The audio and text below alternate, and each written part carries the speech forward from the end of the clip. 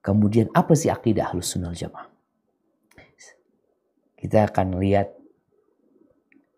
akidah Ahlus Sunnah wal Jamaah, apakah kita termasuk dari mereka. Para ulama menulis, menyimpulkan dari Al-Quran Karim, Sunnah Nabi SAW. Mereka meyakini bahwasanya Allah Azza wa Jalla Esa. Tiada sekutu baginya. Tiada yang berhak disembah kecuali Allah Azza wa Jalla. Meyakini bahwa Allah memiliki nama-nama yang indah. Sifat-sifat yang mulia. Menetapkan dari sifat-sifat Allah. Nama-nama Allah seperti apa yang Allah tetapkan. Gimana Allah menyebutkan tentang dirinya, ya itu yang kita yakini. Allah tidak menyerupai makhluknya. Allah mengatakan dia berada di atas, ya sudah Allah di atas. Oh gimana?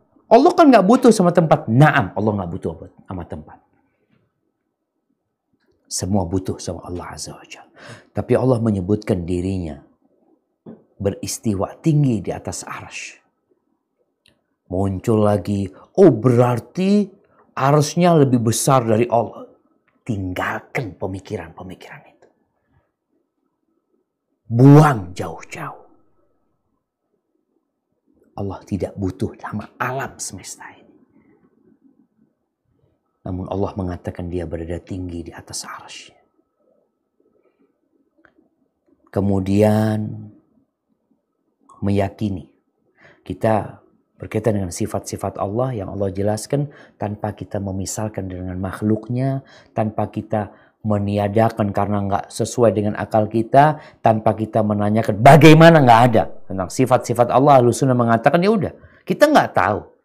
Jangan bicara tentang Allah Azza wa Jalla, tentang sifat Allah Jalla Jalla, tentang ruh kita. Kalau ditanya ruh ini modelnya kayak apa, kita nggak tahu. Maka kita mengimani sifat-sifat Allah sesuai dengan yang Allah sebutkan. Allah mengatakan dirinya mendengar, kita katakan Allah mendengar.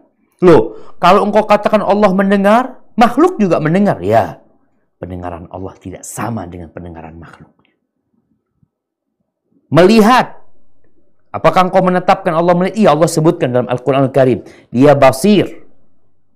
Dia maha melihat. Tapi apakah sama dengan penglihatan makhluknya? Tidak sama. Terus, ia sesuai dengan kebesaran Allah SWT. Tenang kita jemaah. Karena ada kelompok-kelompok yang menafikan sifat-sifat Allah. Enggak. Kalau kita katakan Allah mendengar, oh kita menyamakan dengan makhluknya. Allah sudah sebutkan laisa kamitslihi syai'.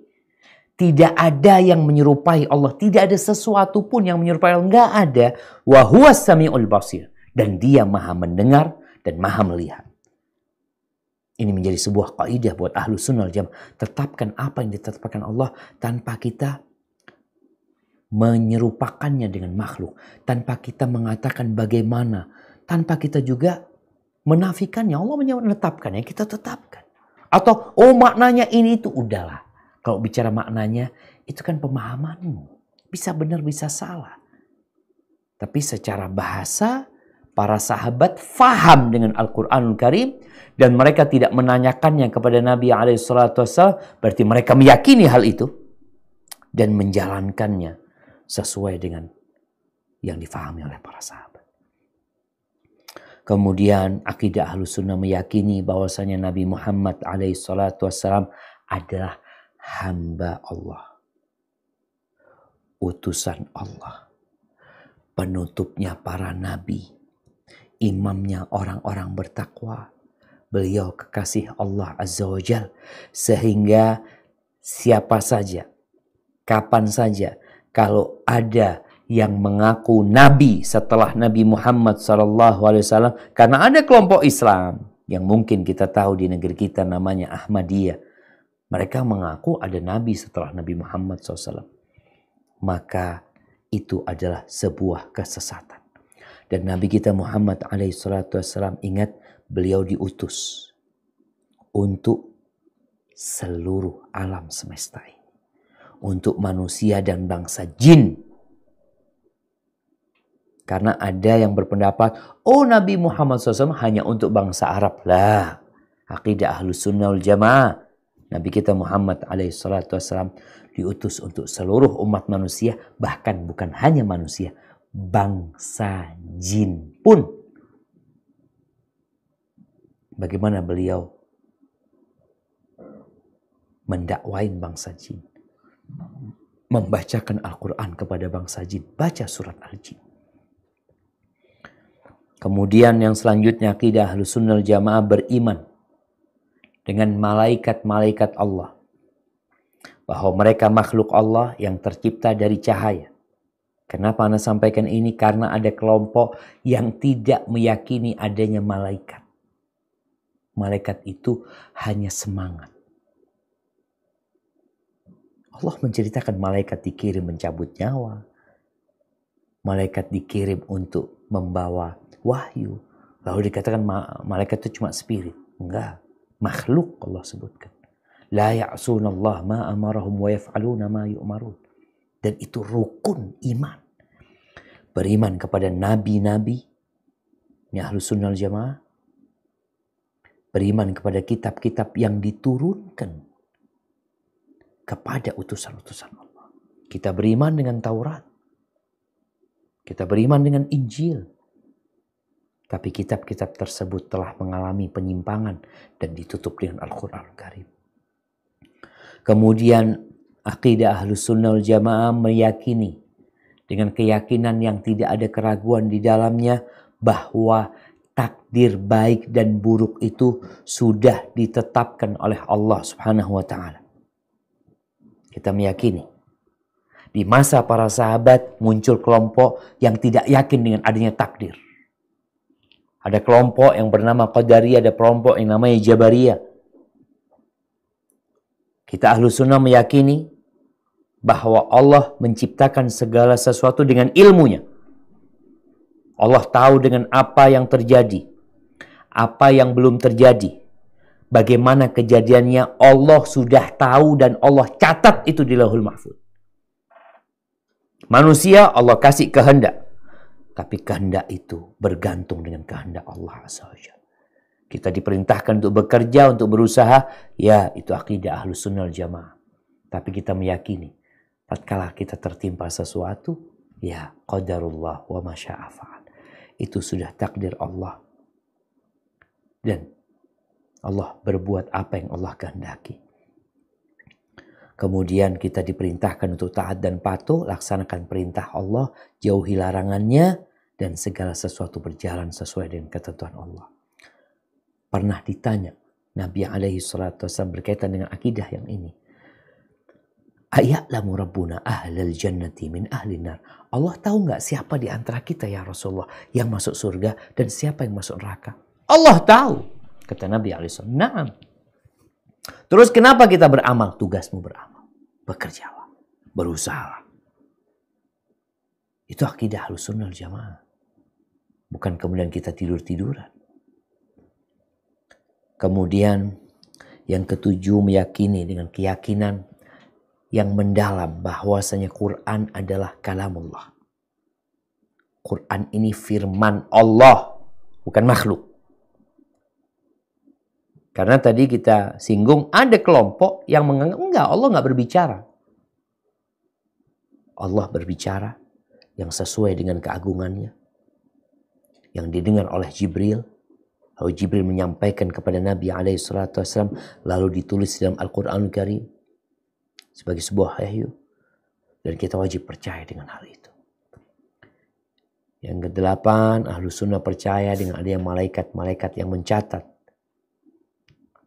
Dan malaikat-malaikat yang lainnya, ada malaikat pencabut nyawa yang mencatat, ada malaikat yang bertanya di alam kubur ya. Ahlussunnah percaya dengan pertanyaan mungkar dan nakir. Kemudian yang kesembilan, Ahlussunnah wal Jamaah beriman dengan hari akhir, dengan kebangkitan, dan sebelum itu dengan adanya azab kubur, dengan nikmat kubur. Dan setelah itu dibangkitkannya manusia, di situ nanti akan ada penimbangan amal. Di situ akan ada hisab, ada pembagian rapot, di situ ada sirat. Yakin Ahlussunnah wal Jamaah. Kemudian yang ke-10, Ahlussunnah meyakini bahwasanya surga dan neraka makhluk yang sudah diciptakan sama Allah sekarang dan dia kekal serta abadi. Dan barang siapa yang beriman, beramal soleh, maka Allah akan memasukkan dia ke surga dengan rahmatnya. Dan barang siapa yang kufur, maka Allah akan memasukkan dia ke neraka dengan keadilannya. Percaya dengan telaga Nabi SAW, dengan syafaat Rasul SAW. Kemudian meyakini bahwasanya orang-orang beriman kelak akan memandang wajah Allah di surganya, sebagaimana dijelaskan oleh hadis Nabi SAW. Kemudian berkeyakinan bahwasanya keimanan itu adalah ucapan dengan lisan, keyakinan dengan hati, dan amal perbuatan dengan raga kita. Kemudian Ahlus Sunnah wal Jamaah meyakini bahwasanya pelaku dosa besar dari umatnya Nabi SAW, mereka tidak keluar dari Islam, mereka juga tidak kekal di dalam api neraka selama mereka mati tidak melakukan kesyirikan. Kenapa? Karena ada kelompok Khawarij yang mengkafirkan pelaku dosa besar. Berzina kafir, membunuh kafir. Enggak. Ahlus Sunnah wal Jamaah tidak mengkafirkan dengan dosa besar. Tidak. Selama dia mentauhidkan Allah, dia diancam masuk neraka, tapi tidak kekal selama-lamanya. Dia berada dalam kehendak Allah Subhanahu wa taala. Kalau Allah memaafkan, Allah maafkan. Kalau enggak, Allah akan azab dia, kemudian Allah akan keluarkan dia dari neraka. Karena semua kelak jamaah, pelaku-pelaku dosa besar yang masuk neraka, selama di hatinya ada keimanan, maka ada harapan mereka akan dikeluarkan dari neraka, dimasukkan ke surga Allah Azza wa Jalla. Kemudian prinsip Ahlus Sunnah wal Jamaah, mereka tidak berontak kepada pemerintah selama mereka menjalankan agama, menjalankan ibadah dengan besar, dengan benar ya, selama mereka melakukan sholat. Dan ini termasuk prinsip Ahlus Sunnah wal Jamaah, mentaati pemerintah. Walaupun zalim, ingat, walaupun pemerintah zalim, wajib taat kepada pemerintah. Jangan sampai difahami wajib taat akhirnya kita mencintai kezaliman pemerintah. Enggak. Ketika pemimpinnya melakukan kezaliman, kita benci dengan kezaliman tersebut. Melakukan kemungkaran, kita benci dengan kemungkaran yang dilakukan dan yang melakukan kemungkaran. Tapi kita nggak boleh berontak. Kita tetap taat dan patuh. Itu prinsip Ahlus Sunnah wal Jamaah. Karena ada kelompok-kelompok. Kenapa mereka membunuh Ali bin Abi Thalib? Ali aja dibunuh. Utsman aja dibunuh. Karena dalam pandangan mereka itu orang-orang zalim. Na'udzubillah min dzalik. Kalau orang seperti Ali dianggap zalim, gimana dengan pemimpin-pemimpin setelah Ali bin Abi Thalib? Kemudian prinsip Ahlus Sunnah wal Jamaah yang selanjutnya adalah mencintai para sahabat Nabi.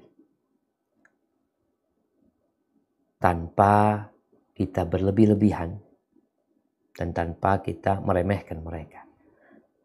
Mencintai keluarga Nabi SAW. Kita mencintai sahabat Nabi agar kita selamat dari kelompok Syiah yang mereka benci sama sahabat Nabi. Kemudian kita selamat juga dari An-Nasibiyah yang mereka benci sama keluarga Nabi SAW. Kita mencintai keluarga Nabi dan mencintai para sahabat Nabi. Kita mencintai Abu Bakar Siddiq, mencintai Umar bin Khattab, mencintai Utsman bin Affan, mencintai Ali bin Abi Thalib radhiyallahu ta'ala anhum. Kemudian masih banyak ya prinsip-prinsip yang berkaitan dengan keyakinan Ahlus Sunnah wal Jamaah. Kita meyakini akan keluarnya Dajjal, akan turunnya Nabi Isa alaihissalam, akan terbitnya matahari dari barat nantinya, yang berkaitan dengan tanda-tanda hari kiamat. Dan yang terakhir jamaah, Ahlus Sunnah wal Jamaah, mereka beribadah sesuai dengan yang diajarkan oleh Rasulullah Sallallahu Alaihi Wasallam.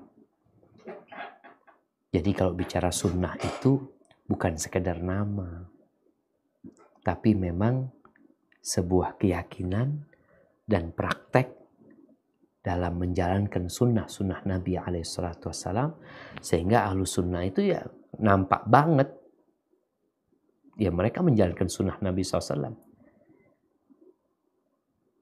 Kalau kita mengaku ahlu sunnah wal jamaah, tapi secara keyakinan kita tidak mengikuti keyakinan yang ada dalam Al-Quran dan Sunnah yang diyakini oleh para sahabat. Secara praktek ibadah kita juga tidak mengikuti apa yang dijalankan oleh Nabi dan para sahabatnya. Maka nama Ahlus Sunnah wal Jamaah itu sekedar ya klaim belaka yang tidak bisa dibuktikan akhirnya. Semoga Allah Azza wa Jalla menjaga kita untuk mati di atas Islam dan mati di atas sunnah. Dan kita doakan mungkin orang-orang yang belum paham, yang belum mengerti, agar Allah memberikan hidayah kepada mereka. Hadza wallahu a'lam bishawab. Mungkin itu yang bisa Anda sampaikan pada kesempatan kali ini ya. Sebenarnya pembahasan ini panjang sekali, tapi paling enggak kita udah dapat gambaran tuh kalau engkau mau jadi Ahlus Sunnah wal Jamaah itu kayak apa tuh. Hadza wallahu a'lam bishawab.